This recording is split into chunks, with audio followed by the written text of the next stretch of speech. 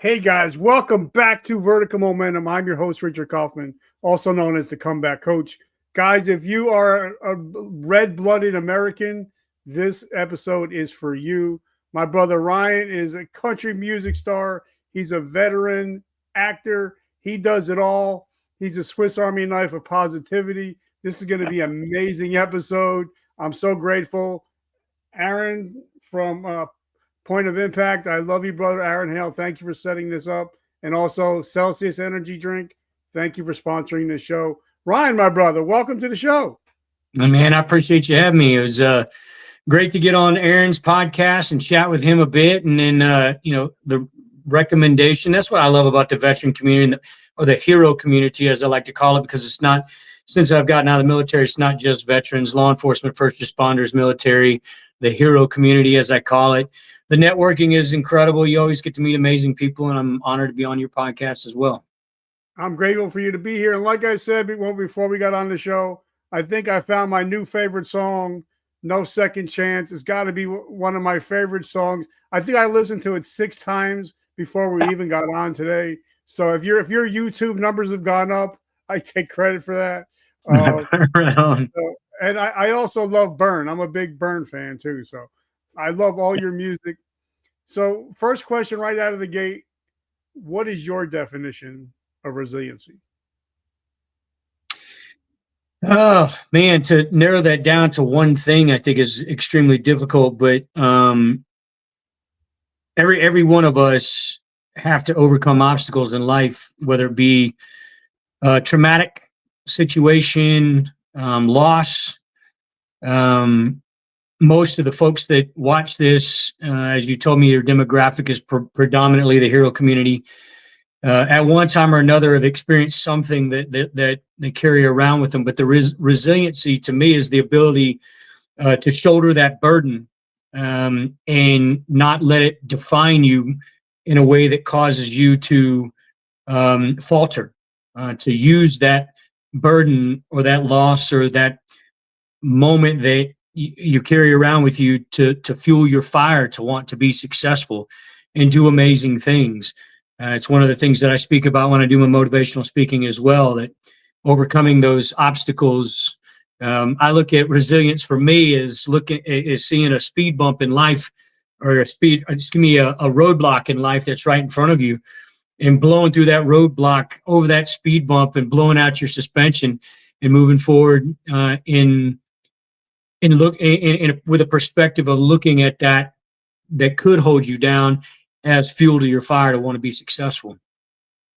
Now, growing up as a member of a family of 11, I'm sure you had to be pretty resilient growing up. So give us a quick down and dirty about where'd you come from, where'd you grow up, and how did you become such a force like you are today? Well, sometime in 1972, my mom and my dad got together in the back seat. I don't know. Anyway, I'm kidding. That's a country song right there. That's a I got I got a sick sense of humor. I like to make jokes and whatnot. I grew up in all over Florida, but I finished, I would say, from elementary school to high school, graduating in Citrus County, West Central Florida, about 50 miles west of Orlando. And my house was in Floral City, and I graduated from Citrus High School in Inverness, but went in the Army straight out of high school. I followed in my 2 older brothers' footsteps, and essentially we have a family of military history. Grandfather being in World War II as a belly gunner, my dad being a Marine, my oldest brother Steve being a aviator in the United States Army after being a Ranger in a Ranger regiment, and then Aaron, my older brother, following in his footsteps.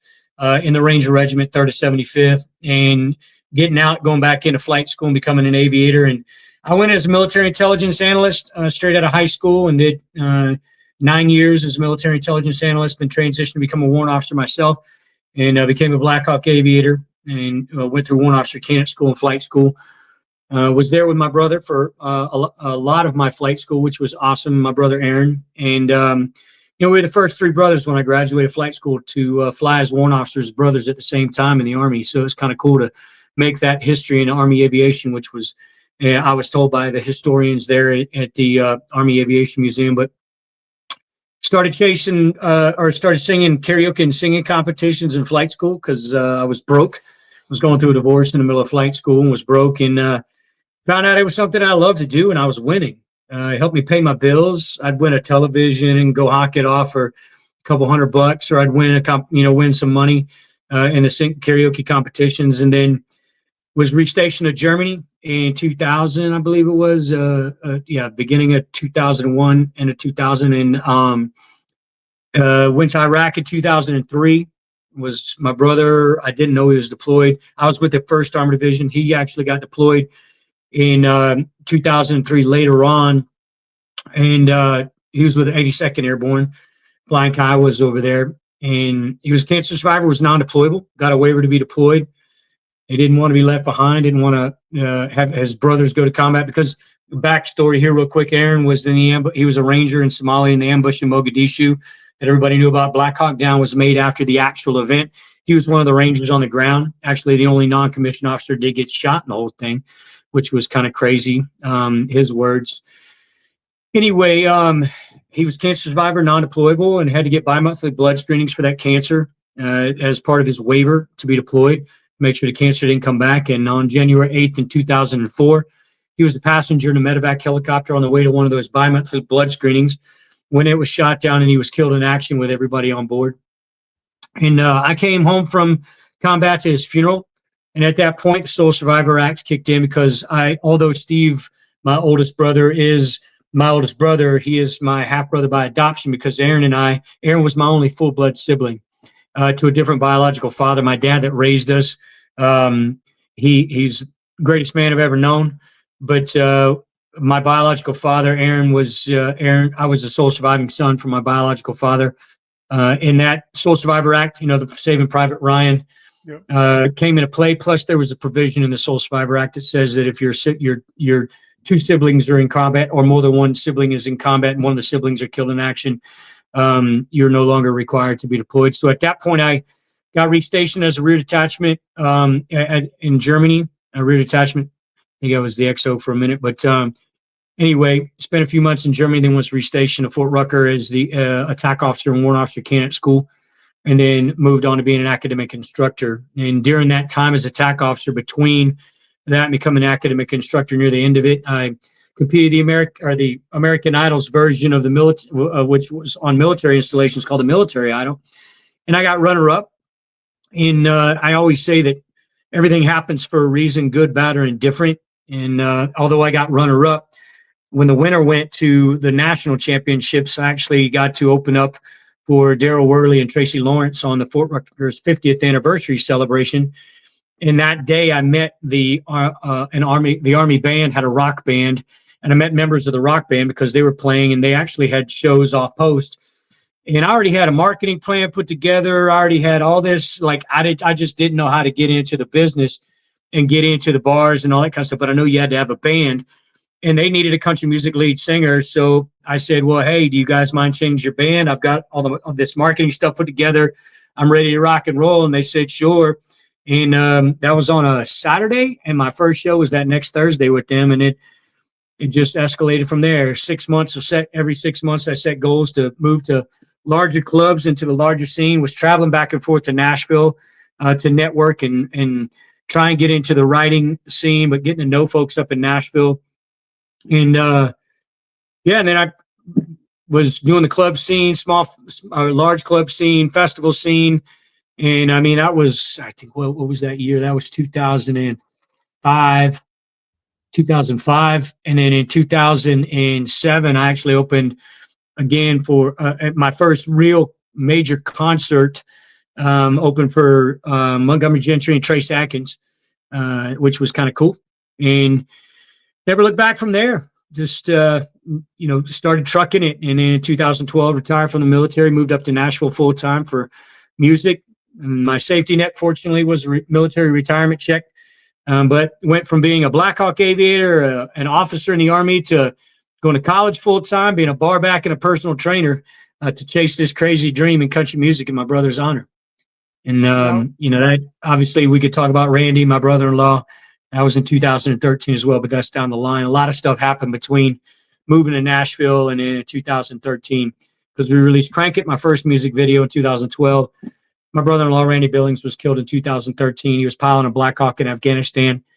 And we became a 2-time Gold Star family at that point. And then I started chasing this dream in both their honors. And it's been an incredible fuel to my fire to have them in my corner when things get rough, to know that I still have a voice and they don't, and I'll continue using mine. So it's been an incredible, I mean, there's so much more to happen after that, but I'll talk for 30 minutes and you won't get to ask me anything else. So it won't be a two-way conversation. So I'll stop when Burn came out in 2016 and I got discovered by the Professional Bull Riders.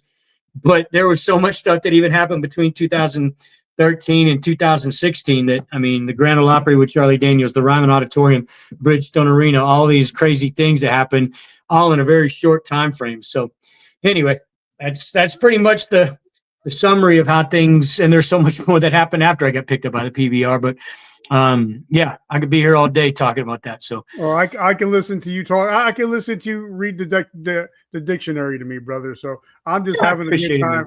I just love this conversation.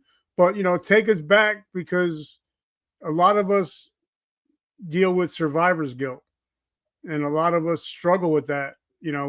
Whether we lose a blood brother or a brother by choice. What was that like? Losing a blood brother, and then then your brother-in-law, a couple years later. So how did that work on your psyche at this time? It destroyed me. I mean, when Aaron died, if you could imagine, I took my own path, but it kind of paralleled Aaron's. But growing up as kids, I followed in his footsteps in everything that he did. Essentially, he was my standard of performance in life. Everything that he accomplished, if I could beat that, I knew that I did well. We ran track and cross country together. And all of his times were my standard of performance. And if I beat him, I felt that I did well. And then in the military, get his promotion rate, when he got promoted, the things that he did, he was much more of a hardcore badass than I was. I went military intelligence. He went into the Ranger Regiment. So I never tried to keep up with that side of things, because it was just not the way I wasn't built the same way he was built. And, and in the flight school thing as well, all of that, everything that everybody that knew Aaron respected him and had nothing but great things to say. And he followed in Steve's footsteps. So I was the third in the row of following in people's footsteps, and I did take my own path to go to Black Hawks. Both Steve and Aaron flew Kiowas. But Steve actually was the one that talked me into flying Black Hawks because of many different reasons. We did a pros and cons list on which aircraft to pick. I was fortunate to be fourth in my class for aircraft selection, graduated top of my class. So second for Black Hawk. So I got to pick where I wanted to be stationed. But it was, when you lose somebody like that, especially he was a superhero. Like I said, the only non-commissioned officer to not get shot in Somalia. Fourth in the best Ranger competition with Jeff Struker 2 years in a row. I got messages from folks that said for the first time in their time in combat that they actually questioned their own mortality, because if it could happen to somebody like Aaron, who was this all-American superhero to everybody that knew him, it could happen to them. And that included the medics that discovered his body on the battlefield, that had seen other crashes and had recovered, folks off the battlefield. When they saw it happen to him, it was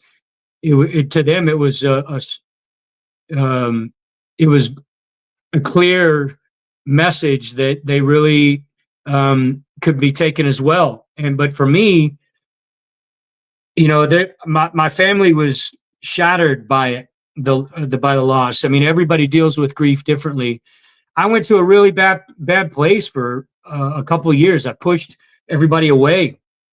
I couldn't keep a solid relationship with anybody. I had very few close friends.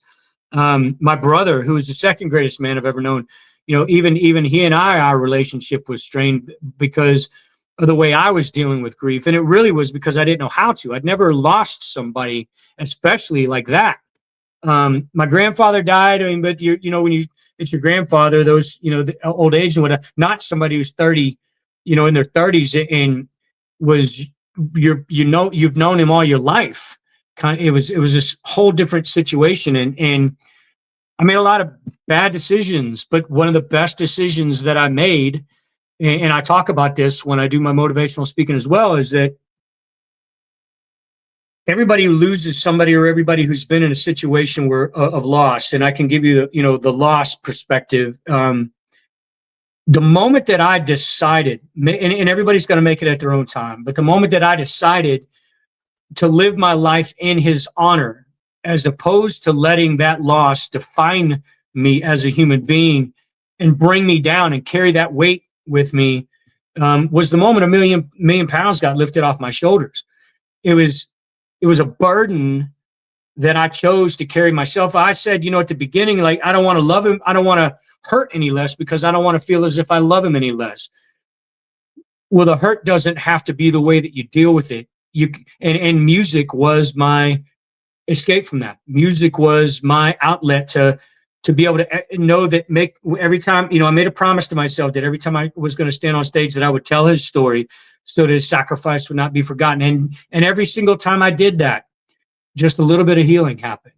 And to my best, the best advice that I can give to somebody when it comes to loss is really try to create that moment where you can make the decision to live your life in their honor. And that, as far as the survivor guilt was concerned, I mean, I kept my kids out of the spotlight in my entire music career because I just didn't want them to have to deal with the repercussions of me chasing a dream and being in the spotlight in the music business. But also, my political perspective on things, my patriotic perspective on things that now has somehow become political. I didn't want them to be anywhere around that, and I kept them out of it. And I don't tell a lot of people that I even have kids simply because, first off, it's none of their business. But my brother had children that were going to have to grow up without their father, and a good man, and a good, someone who loved his kids. And to me, I felt like they were going to miss out on that, and it was. I haven't been a great father to my kids. The Army took me away from them for quite some time, and I know that, and that's something I openly admit. Other people have differences of opinion about that, but to me, as a father, I know I could have been a much better father than my kids, and they didn't deserve not having a father. And yeah, the survivor's guilt is there, or was there. But I had to come to the realization that that guilt is not going to do anything but impede me from making a difference in this, continuing to make a difference in this world. It's going to hold me back from finding success and giving back to the hero community and being able to prove that you can overcome these obstacles and find success in life in multiple ways, either whether it being an entrepreneur with my partner brands or in country music, or being a songwriter, or being a motivational speaker, or just changing people's lives and being able to give back to the hero community. That guilt was something that I had to let go of. First off, it wasn't my fault that I made it back and he didn't. Had to come to that realization. It's not my fault that happened. But a lot of people feel that it is, especially if you're there. I wasn't there when that happened. But there are a lot of folks in the hero community that are there when their partner is taken from them, they're there when, a buddy is in combat, you're in combat, and you always feel like there's something that you could have done to save them. But the way like I said, everything happens for a reason, good, bad, or indifferent. And you have a choice. You have a voice. They don't anymore. So you have a choice to make a difference, and you have a choice to move forward. They don't anymore. And you have a voice. You can speak. You can talk to people and deal with the things they don't have that ability anymore. Their voices were silenced, and they're not moving forward in life anymore, obviously. So I chose to live my life in Aaron's honor. And then when Randy was killed in action, I chose to add that to my fuel, to my fire to be successful. And if anybody out there can look at my situation and see he could do it. I mean, I still get emotional about this, folks. I mean, I still, every time that I talk about my brother-in-law, I have to hold back tears if I want to not sound like two cats fighting in a water bucket. I get on stage and I cry when I sing the song that I wrote for my brother. And it's tough to get through that song every single time. But it's important for me to tell his story, and it's important for me to live in his honor. And the badasses that they both were, and the amazing pilots that they both were, neither one of them would want me to let their loss hold me back from being the best possible person and the best possible country music artist, or the best possible motivational speaker, or whatever it may be, but be the best that I possibly can be. And that's the way that I choose to look at it. And I think that anybody out there, if you decide for yourself to look at it the same way, I really feel that you're gonna find your own resilience in life. And I think that you'll have a much, much happier life if you do so. I love it. And I love the way you're talking about decisions, because the shirt that I wear every time I'm on camera, it says, "Today I decide." Yep. I make the decisions whether I'm going to be a victim or I'm going to be a victor. I make Right. the decisions every day. Now, you know, we're filming this in September, I think 24th. And we just lost Charlie Kirk. And, you know, the day that happened, I think everybody hugged their children a little bit tighter. Everybody hugged their wives a little bit tighter. And I think America has to get back to center again. So, and you lean the same way I lean. We're both, you know, we're both here. But I think we need to come together. Like for me, 9/11 changed my world. It saved my life, 9/11. But I think one of the greatest days in history was September 12th, 2001, because we were all Americans. There was no, you know, Black America. We sold out of flags within the first hour in our country, and we became one country again. Don't you think that we need to become one country again? Absolutely. I mean, but the thing that really, really frustrates me now more than ever is that the division doesn't make sense. It just doesn't make sense. And why does it take what happened on September 11th to galvanize a country? And in today's day and age, you know, back then it took something like that to galvanize a country. But we have the choice to be galvanized or be divided. And it doesn't matter what the subject is. I don't understand how people can see things 180 degrees differently with pretty much everything when it comes to politics or patriotism or whatever it may be. It seems like there's that division's there. And you know, a lot of folks would go on my page and say that I'm stoking the division because I point out the hypocrisy, and I point out the you know, the things that don't make sense, the things that just aren't logical, the things that really are the cause of it, that are just completely insane. I that's what I try to point out. It's like, how does this make sense to you? And if you're doing this, why? Like, what is the logical explanation for it? I don't need an emotional explanation. Give me a logical explanation, because the flags that were put on porches on September 12th, and when you drove anywhere, you know, in the United States after that, you saw a united. You just saw an American assassinated in cold blood in public, and the response could not have been more vicious and vitriolic and hateful. Yeah. When you would think something like that would galvanize people because, but I think that the social media has definitely played a massive role in this because, you know, a 30-second soundbite of somebody's hour-long conversation or debate with somebody can be taken out of context and taken for truth. And there are folks out there that are getting paid to stoke the flames. They're, you know, in the division. I've always been happy to have a legitimate conversation with somebody.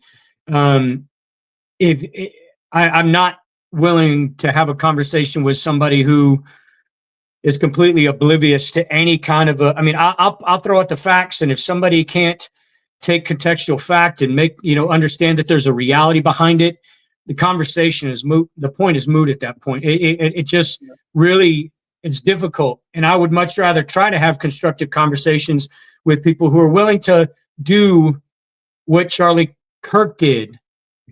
Get people on a microphone in front of you, have constructive dialogue between two individuals that completely disagree, because he was changing hearts and minds because he was providing truth and providing an opportunity for people to take the information that he gave, do their own research, and realize that maybe they weren't willing to see the other side of the story. When we all know that there are two sides of the story and the truth is somewhere in between, but they weren't willing to listen to the other side of the story until they listened to him provide contextual fact and logical reasoning, and then provide the resources for them to be able to look up the information they do, so they could do their own research and come to their own conclusions. And I think that's why he was so impactful, because he did provide a platform for people. He didn't shut people down. He didn't just tell somebody to shut up when he disagreed with him or when they came at him with hate. And that's what I don't think that we've seen a single figure other than Trump. We haven't seen a single figure in modern history who has created such a change in this country.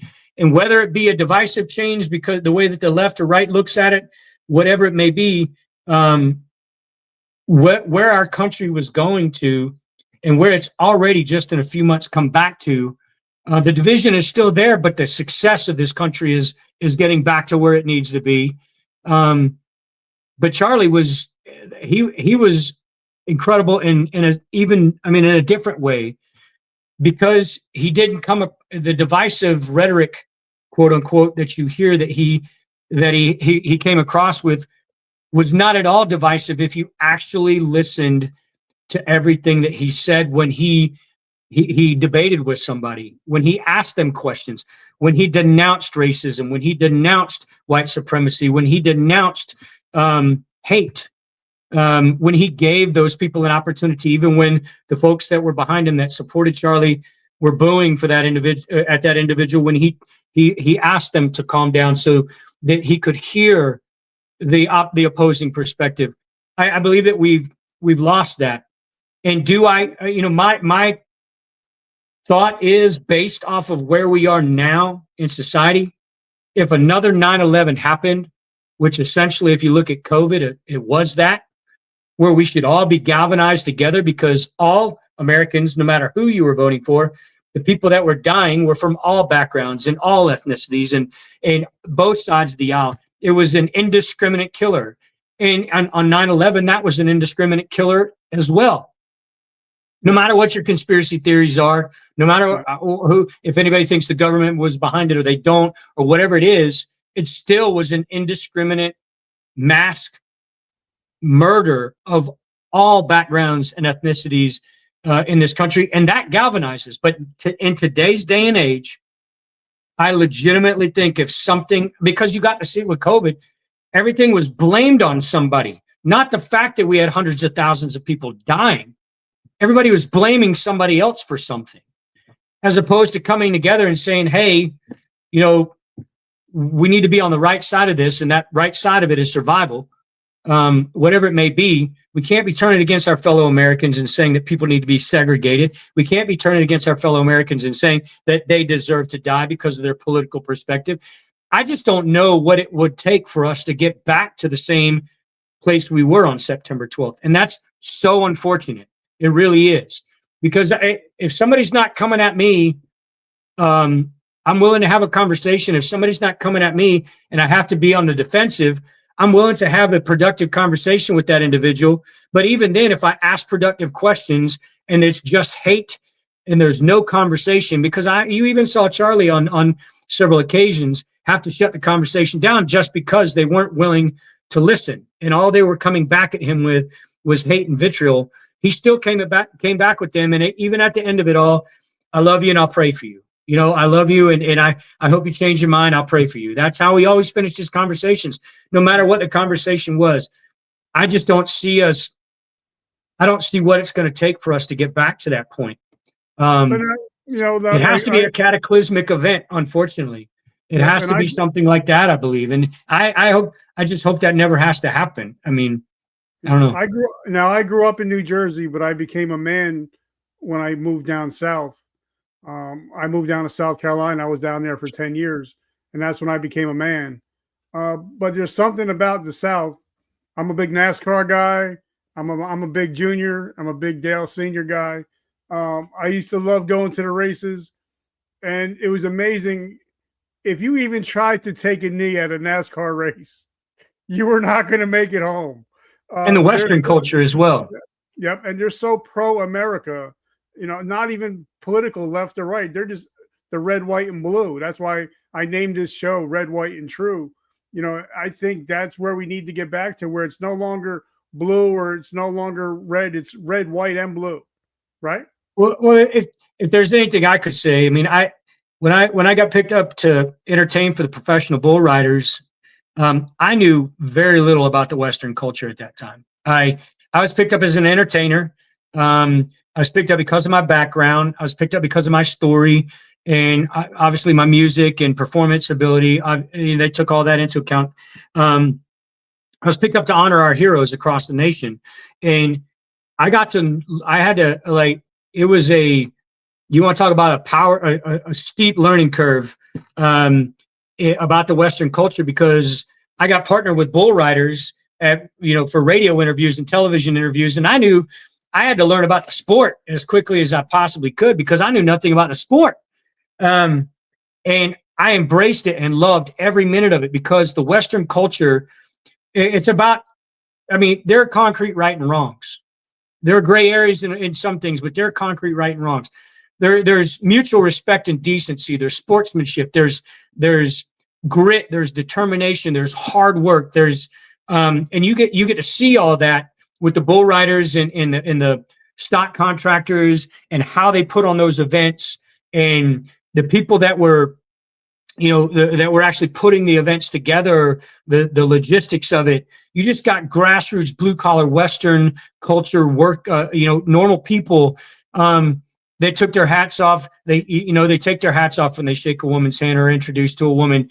Those traditional cultural values, of mutual respect. And I'll give you a real quick story on that. And then I'll come back to what I mean about why I'm getting into the Western culture side of this. So as a country music artist, when I first, if everybody watches Burn, when I first got into country music, the 80s, and it still is, but my background is 80s rock influence. Like, I mean, I grew up listening to 80s rock. Yeah. I also grew up listening to late 70s rock with Steve, the Steve Miller Band, the Eagles, Journey, all those amazing bands from back in the 70s and early 80s. And then I grew into the hair band music as well, like the Bon Jovis and Guns N' Roses and Metallicas. So a lot of my musical influence is those 80s rock bands. If you listen to Burn, you can clearly hear 80s rock in there. If you listen to Crank It, clearly hear 80s rock in there. There's always some kind of a soaring guitar solo. I love guitar solos. I love having two badass guitarists on stage with me that both can solo, so we can battle off in the live shows. Anyway, if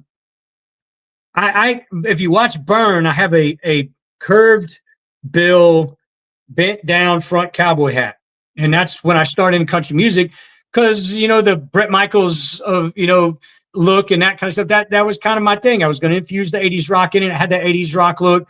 Burn, I had that. Well, when I got I was down in Texas, and a guy named Larry Mahan, 6-time world champion cowboy, just like one of the names of names in the professional bull riders in the Hall of Fame.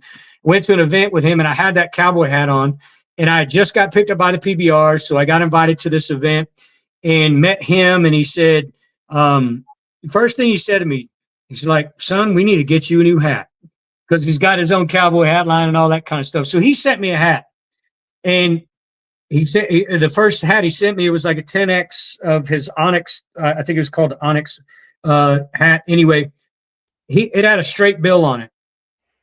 And a lot of folks don't know this, but in the Western culture, usually the straight bill wearers are ranchers, and they're legit cowboys. Like anybody that's wearing a straight bill on a cowboy hat lives that lifestyle. And I didn't. And I had the bent cowboy hat on a bill and that kind of stuff. And I called Mr. Mahan up, and I said, Mr. Mahan, I mean, absolutely no disrespect to you. I said, but I'm not a cowboy. I'm an entertainer. I've never lived the Western lifestyle. I've and the hat you sent me has a flat bill on it. And I said, are you okay if I steam this hat and bend and give it a rounded bill?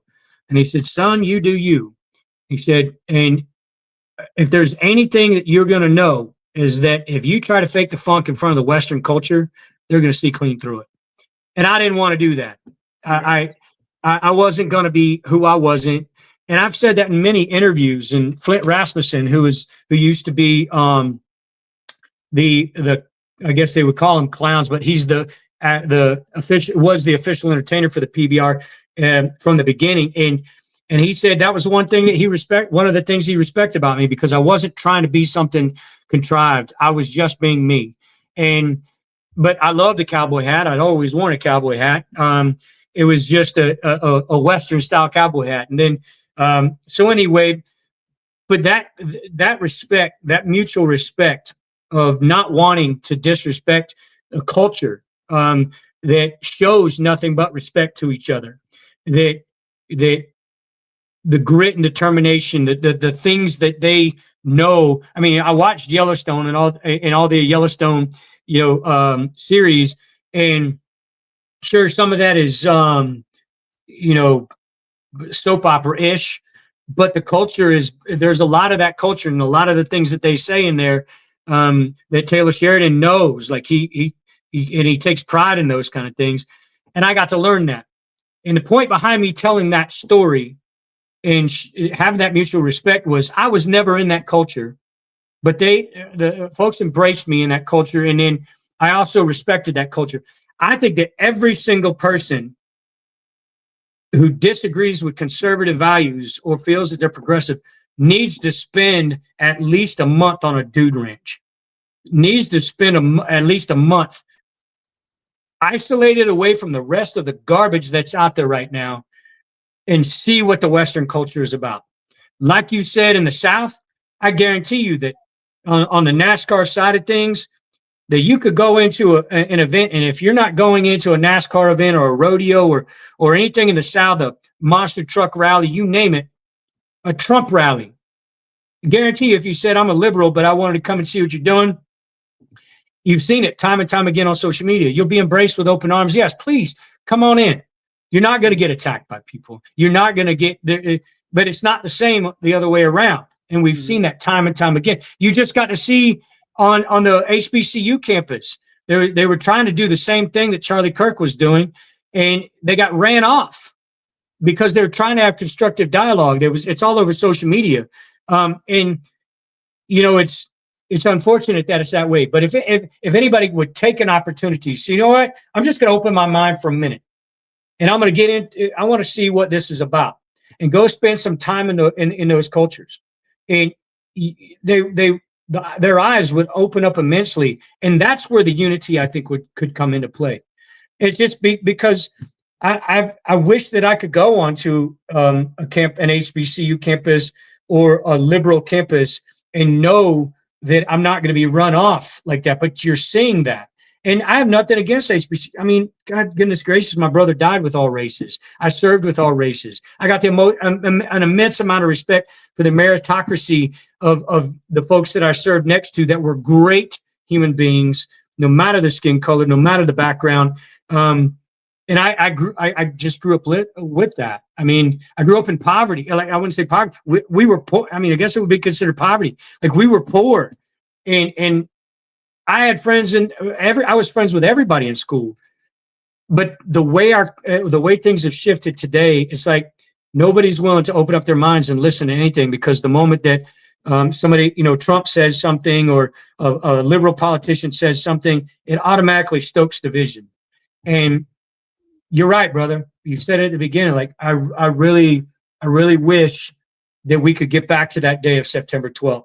But I don't know what it's going to take. I really don't. One thing I love, anytime I'm walking down the street, and if I see somebody wearing a hat and the bill has been shaped, I'm pretty much going to look at them. It's either military, first responder. Anytime because I always wear a hat, I always wear a beanie, I always wear, and anytime I see a flat bill, I'm like, that's not military. It's not a first responder. I can pretty much guarantee that. But one thing, and I think, like, when I first messaged you and Aaron put us together, I called you brother right off the bat. I don't know you from Adam, but because you served, you raised your right hand, you're my brother. And I think that's one great thing about the military is we're all brothers and sisters, and we all bleed green. It's not the red. We're all brothers and sisters when you meet another military personnel. So I think that still gives me hope that we can still have that, because that's mostly part of what the military is still like. Yeah, right? I mean, I would agree to you to a certain extent, but there are a lot of shitbags in the military too, and and we're getting to see. I mean, the number of folks in the military that were celebrating Charlie Kirk's death. I posted about that on my Instagram wall. That was the last thing I made I made a statement first off to let people know who I was, because there are a lot of folks that had not been on my page, and then talking about the real situation that has happened. But then, I mean, the one thing about our community as well is we're willing to call each other out on bullshit. Like, we're willing to, and not only are we willing to love on each other and be loyal to each other, but we're also willing to call it. I mean, because if you're not being honest with your brother and sister in arms, what does that make you? How does that make you a better person if you're not being honest with them? But I never thought, legitimately, with my 21 years in the military, knowing, I mean, I served underneath 4 presidents. I got to see the left and the right as far as politics were concerned when it came to presidents, being our commander in chief. I never saw this level of division even in the military, but to see military service members actively celebrate the assassination of a fellow American, I never thought I would see that. And once again, I use my platform to make sure we're calling it out on it. And I think we're just in a different day and age where things are just not the way that they. I don't know what happened and how it happened. It was like a systematic. I hate using the word brainwashing because it's such a token phrase, but a systematic change in the way people think about things, in the loss of humanity that has happened over the last decade. I guess it would be. I mean, it's mind blowing to me. So I mean, I don't know. I think, once again, go back to the Charlie Kirk thing. I think one of the things that why so many people were impacted by that assassination was because he legitimately was bringing humanity back into this world. He was legitimately bringing constructive dialogue back into this world, as opposed to the hate and vitriol.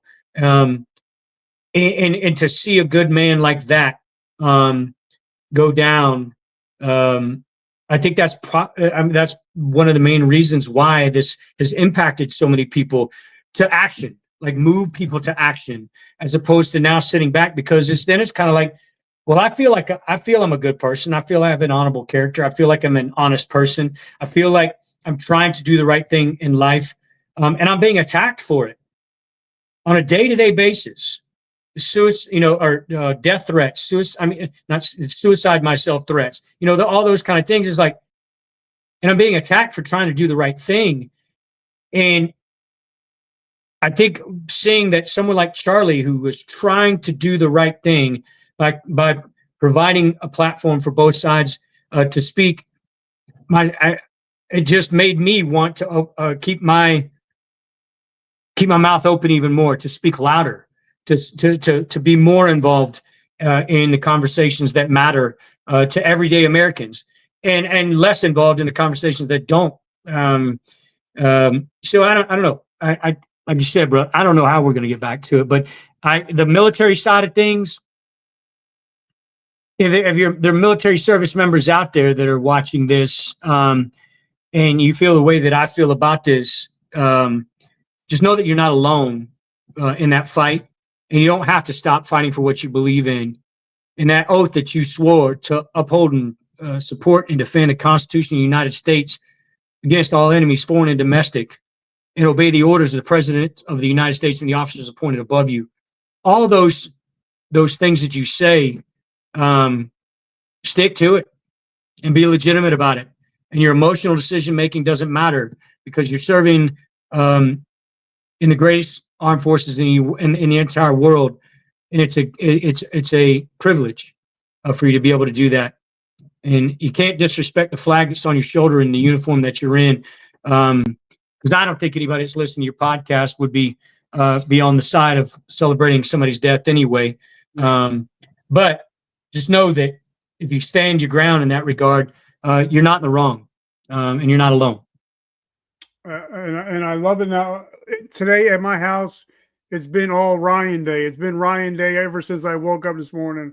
I've watched every video that I could find of you. Like I said, I think I found my new favorite song of all time, and I'm so grateful for you. So, take us a little bit back behind, where the song Burn came from, where that originated, where No Second Chance, because I believe that, I got run over by a Humvee. It ran my head over, and that's why I'm blind now. But I believe that there, ever since I got through that there is no second chances. That there, I only got today. I only got right now. I don't have tomorrow. I only have today. So what were some of the thought process behind No Second Chance? Well, so first Burn, because No Second Chance is one of my more recent songs. We actually dropped 2 songs 2 months in a row. Let's talk about Heroes and No Second Chance with the music videos on that. But for Burn, one of the songwriters I used to write with pretty much wrote a lot of my stuff that I've released. His name was Craig Wilson. He passed away a couple of years ago. But Burn, we had written as essentially a generic military call to arms kind of a song. And I got asked to play the volunteer jam with Charlie Daniels in 2015. And I got to sing between Ted Nugent and Michael W. Smith for that, to a sold out arena. And they were promoting 13-Hour Secret Soldiers of Benghazi at that event. Yep. So John Tigan and Mark Geist, Tig and Oz, as folks know him, were promoting the movie. And I got to meet them backstage and whatnot. And Mark Geist and I started talking at the time. And I said, hey, I got a song. How hard would it be for me to, I know they were still in the final editing process. How hard would it be to get it in the film? And he said, well, send it to me. I love to listen to it and, see what I can do. So I sent it to him, and he said, that because of the movie, you haven't seen it yet, but because of the movie, there are probably a couple lyrics that need to be changed. If you can make it more about, essentially, if you think about this, the movie's about us fighting for 13 hours overnight against all odds. So at that point, changed the lyric. I rewrote some of the lyrics in it, and then we recorded the song. And then John Tigan got involved in it as well, and recorded the song. Got it to John, and he, I said, I'd really like to get a music video done for this because it really, would be a powerful music video to honor the four Benghazi heroes that we lost and my brothers, whatnot. Is there anything you can do to help? He said, well, let me introduce you to Chris and Chris Peranto Tonto. He had a much larger social media following, and Chris got involved, and John auctioned off an AK-47, a custom AK-47 that essentially paid for the baseline of the video to get the video done. And Chris got involved, and we really got the funding. I mean, a significant amount of funding from that because it was going to cost us a lot of money. And then John took the song to Paramount, and Paramount gave us authorization to use the trailer clips from the film in the music videos. So that's why you see parts of the film that are actually in the music video as well. And so anyway, they gave us authorization and essentially used it as a promotional tool for the film, which was incredible. And so I flew John in, flew Chris in, and Mark Geist wasn't involved in the project at that point. And then so John and Chris were in. I got an all law enforcement, first responder, military family cast that were in there. We had some pretty incredible things that showed up the day before the shooting. The jet that we actually use in the scene where we're going out is the same kind of jet that they flew out of when they flew out back to the United States, where they flew out of in. Anyway, but it was the same exact kind of jet. Didn't look like it, but it was the same kind. And it happened to fly in the day before. So we ended up getting that in there.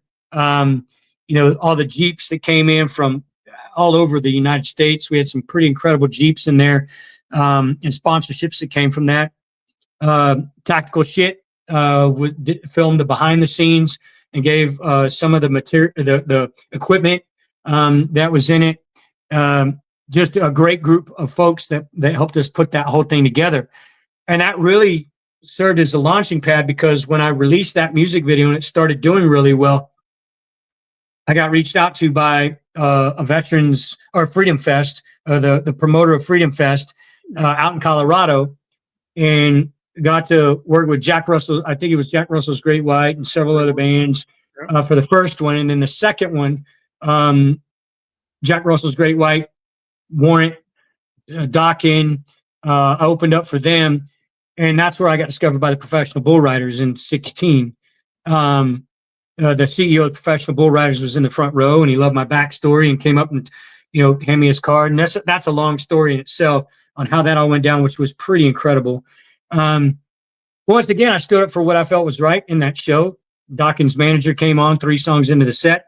We were supposed to do a live auction in the middle of my show to raise money. It was a veterans event, a nonprofit veterans event, a motorcycle ride. We were raising money for the American Soldier Network, and Dawkins' manager came 3 songs into the set on the stage and told my guitar player at the time, actually told Craig, we were done, get off stage, with a couple extra colorful adjectives. And then I was on the front of the stage singing, didn't know it. So I came back and they said, hey, we're done, we got to get off stage. And I said, oh no. And I looked out in the crowd, there's a bunch of bikers at a biker bar, a veterans event, and I'm opening up for 80s rock bands, and I don't ever drop the F-bomb on stage. If there is a potential that kids might be there, whatever it is. But I started dropping F-bombs. My wife was filming, and she pulls it down, and I just said, I'm the only veteran on this bill. I came here to raise money for my brothers and sisters in arms, and Dawkins' manager just came on stage and told me to cut my set short when we were about to do a live auction, and I haven't gotten to that yet. I got Mark Geist, who had driven in, a couple hours to watch come to the show and come on stage with me and sing Burn. That was the first show we were actually performing Burn live on stage with. So the CEO came up to me afterwards and said that I love what you stand for. I love your backstory. I love your performance. We'd love to get you involved in it. So that in 2016, Steven Tyler was the headliner for the World Finals at T-Mobile Arena in Las Vegas. And in 2017, I was the headliner. Nobody knew who I was. So you had Steven Tyler, Aerosmith, Steven Tyler was the headliner. Then next year they had some guy that nobody knew who I was singing to a sold-out arena. My first show in 2018 was Madison Square Garden with them. And we did, over the next 2 years, did a total of 28 arena shows, and they sent me to Australia for shows. And then sometime along that way, I was invited as a quote-unquote celebrity. I don't look at myself that way, but a celebrity to a nonprofit event in South Dakota. And that's where I got to meet my great friend, Tony Ryan. He and I struck up a friendship. He's an amazing human being. And he got cancer, throat cancer, and really, really went through a lot of stuff. I mean, he battled. And essentially, I talked to Tony, and he didn't know whether he was going to live or he was going to die. He was fighting. And I said, Tony, why don't we, because he did all these kind of things. Like all those things that we did in that music video was what he did. He did either professionally or personally. And I said, why don't we do a music video? And I said, and God forbid this has to be your celebration of life. I hope it isn't. But we were having an honest conversation about where he was. And I said, why don't we do a music video for it? So then we wrote No Second Chance, and essentially wrote No Second Chance in honor of him. So the lyrics that that are in there really are talking about how he came into his success story in life and what he did in life and where he came from and his success story in life, and knowing that he may not make it. That it's about that living life with no second chance, and that I had gone through the loss that I had gone through and trying to incorporate what I had gone through in the way that I perceive life and living it like you've got no second chance. And I don't always get it right. I mean, I don't, but that's really what the song was about. So Tony actually brought me out and he put all this stuff together, arranged it with his friends, and the places that like the go-karts we were riding in were his professional go-karts, that I was driving in, he was in, and the airplane that he's flying in was one of his very good friends. Little Big Toot was the name of it. Very good friends. The motocross place that we went to, I didn't actually drive a motorcycle on that because I used to have a motorcycle and I couldn't afford to injure myself. But so we had 2 stunt doubles that actually did all the motocross for us. But the crazy thing is, 3 days before we did that music video, we had a speeding tube taken out. So he actually was eating on his own finally. And we did that whole music video essentially showing his life and the things that he did just in case it was going to be, his life story and honoring him. And he survived for, I believe it was 8 months after that, and then he passed. And it was heartbreaking, but he was such an advocate for the hero community, not just the veteran community. They say that 98% of the money that goes back to the veteran community and nonprofit causes comes from the veteran community and hero community. Same thing with hero causes. Like our own communities give back to our own 98% of the dollars that are raised. And he was a civilian and never served. And he loved the hero community and gave back immensely to the hero community. And to have him in that music video, just like in Burn, to have my dad's voice at the beginning of Burn, because my dad passed away a couple years ago as well. Those are just invaluable things to me. And trying to have a message that means something in my music. I mean, Crank It, I was looking at that was a fun, Shallow Hal concept video of looking at the beauty inside somebody as opposed to their exterior. That was the message behind that. It was lighthearted, and these were a bit more serious and whatnot, but showing the excitement of the life that he lived in that music video, honoring the Benghazi Fallen and my brothers. And then we did Let's Talk About Heroes, was released at the same time or close to the same time that No Second Chance was released. And in that one, honoring all of the heroes in the hero community. And I wrote that song with Dave Bray and Craig Wilson as well. Dave Bray's a Navy veteran, but he had a song called Last Call that was out. Co-wrote that with him. And it was at a time where the BLM riots and all that stuff were going on, and our heroes were being vilified, where our law enforcement was being vilified, where you were seeing first responders, firefighters, and EMTs getting attacked on the streets, and our military was being disparaged because they were being forced to, guard monuments that were being destroyed, and they had to go into DC, the National Guard, and around the nation to defend from all the riots and everything that was going on. And the song really was, I wanted to talk about hero stories. I wanted them to be honored and not talking about, all the chaos that was going on, how they were being vilified. So that's where Let's Talk About Heroes came in.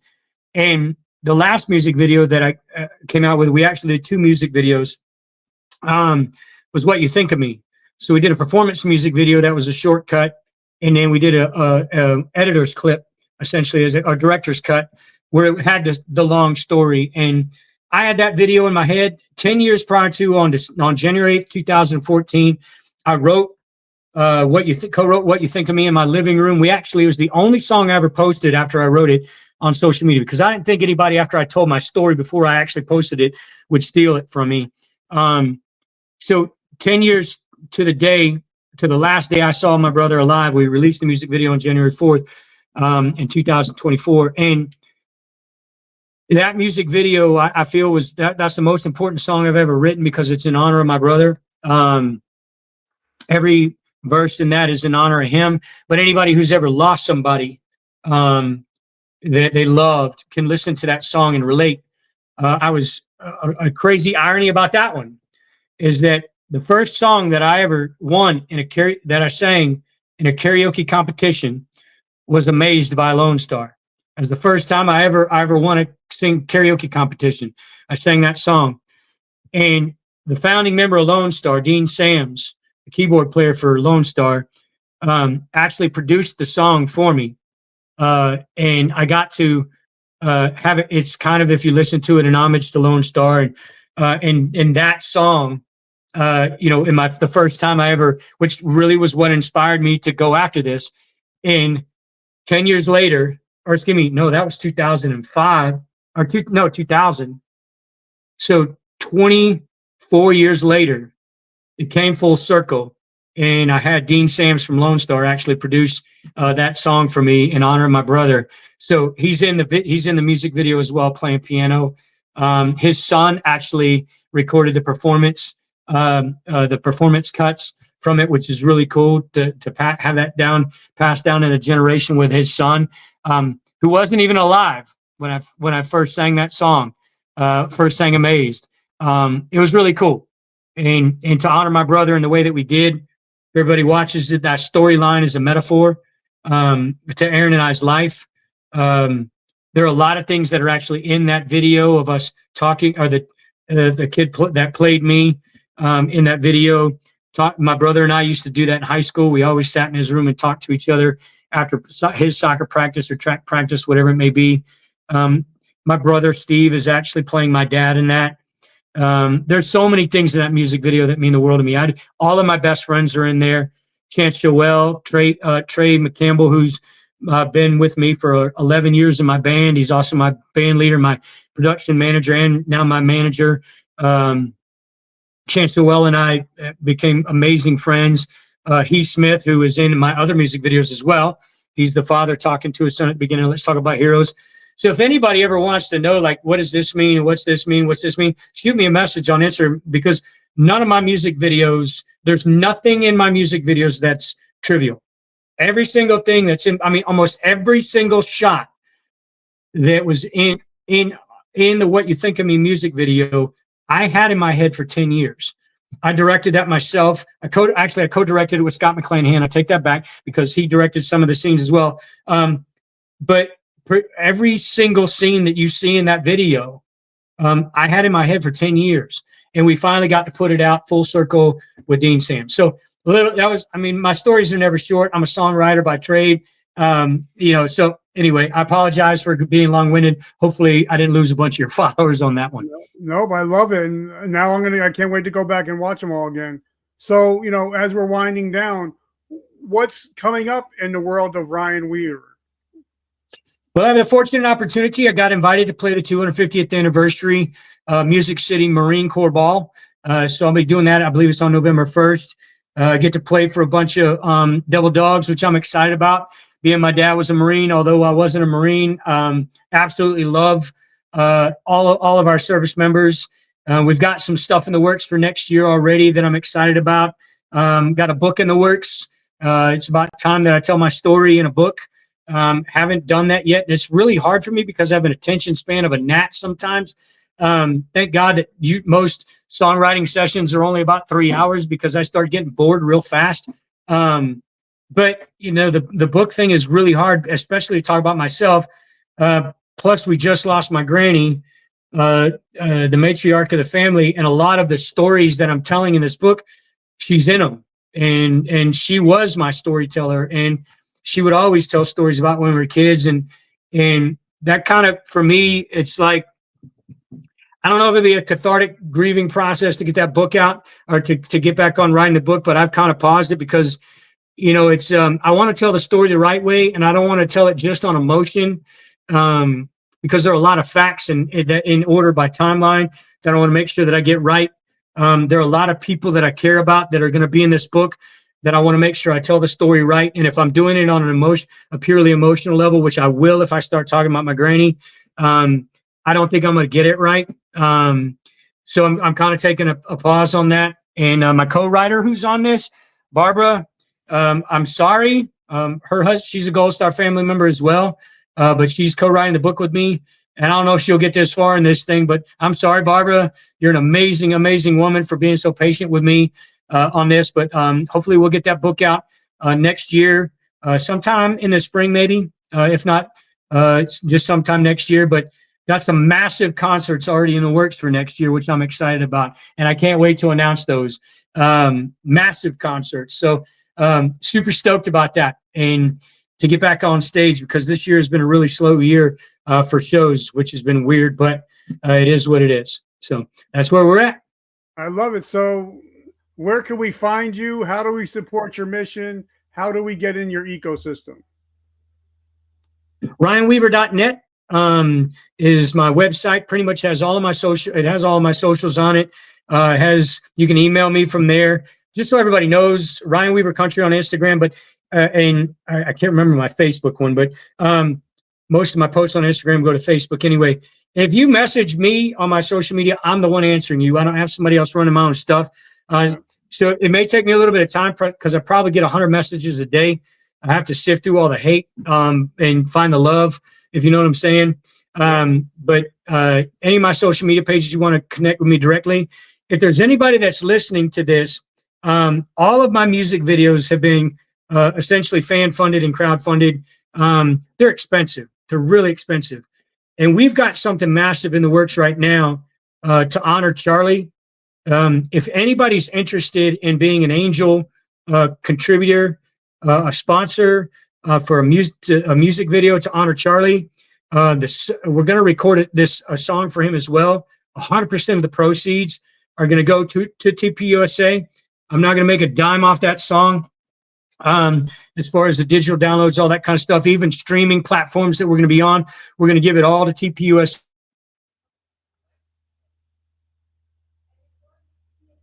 Carry on Charlie's the video powerful, and you know, my hopes are that we can get some folks out there who want to be angel donors so we can get this thing funded, because they are expensive to do.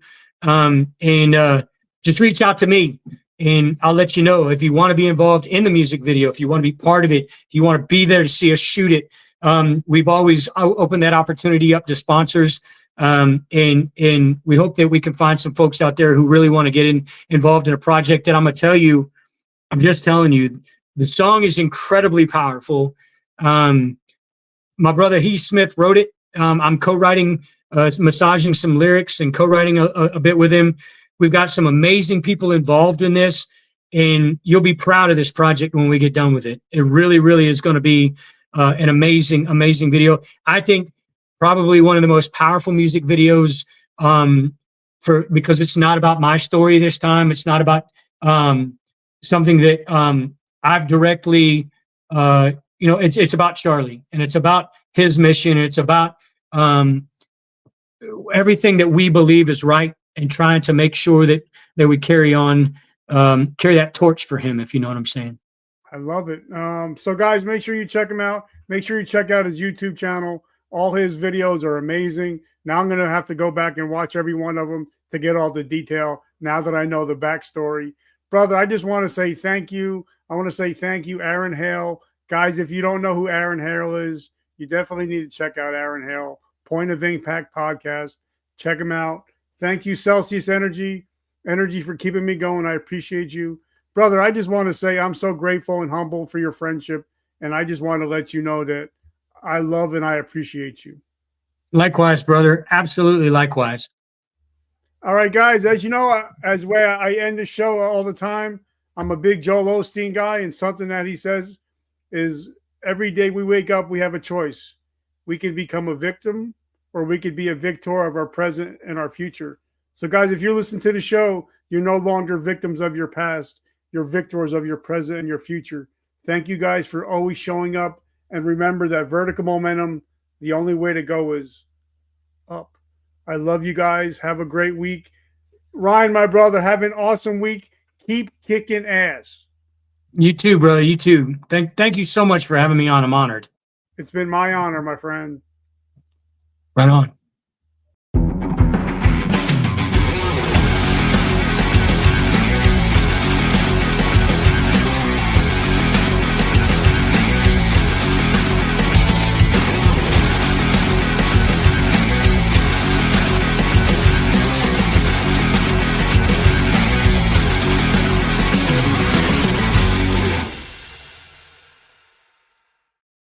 Hey, my brother, I just want to say